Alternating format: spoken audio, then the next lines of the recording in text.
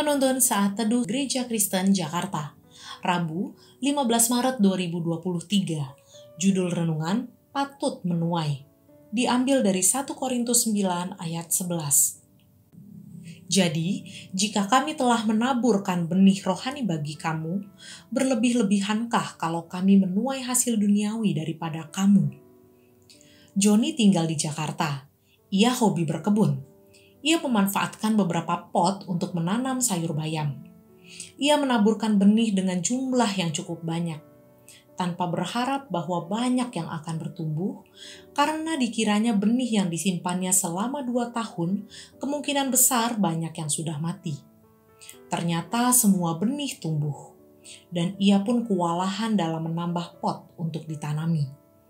Hasilnya, semua benih tumbuh subur dan besar-besar.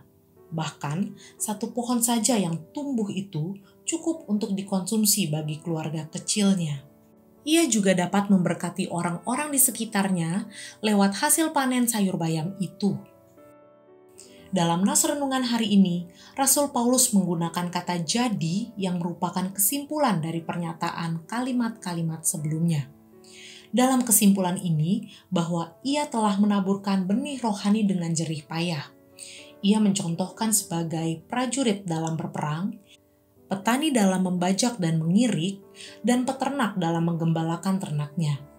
Mereka semua bekerja dan menantikan hasilnya, serta menikmatinya dalam sukacita dan kepuasan.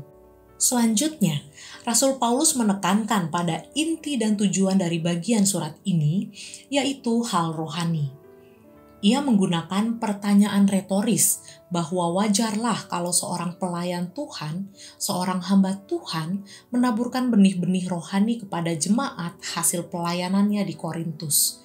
Dan wajar pula Paulus dan rekan-rekannya sebagai hamba Tuhan atau penatua gereja menuai hasil duniawi dari mereka. Hasil duniawi yang dimaksud adalah dukungan materi, terutama berupa keuangan yang mereka perlukan untuk membiayai hidup dan perjalanan pelayanan rutin.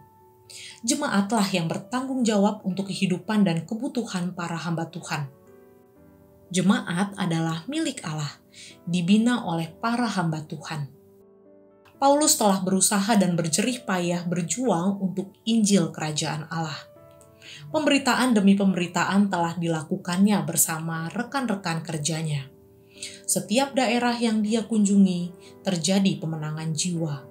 Tepatlah pernyataannya yang menguatkan dalam 1 Korintus 15 ayat 58. Karena itu saudara-saudaraku yang kekasih, berdirilah teguh, jangan goyah, dan giatlah selalu dalam pekerjaan Tuhan. Sebab kamu tahu bahwa dalam persekutuan dengan Tuhan, jerih payahmu tidak sia-sia. Paulus semakin membukakan untuk kita wawasan dan pengertian yang mendalam tentang pelayanan, yaitu pemahaman akan pentingnya penghormatan kepada seorang pelayan Tuhan yang mengabdikan diri sepenuhnya untuk pekerjaan Tuhan. Menabur dan menuai adalah dua hal yang berbeda, namun keduanya sangat penting dalam perjuangan untuk bekerja bagi kerajaan Allah. Kiranya Tuhan memampukan kita.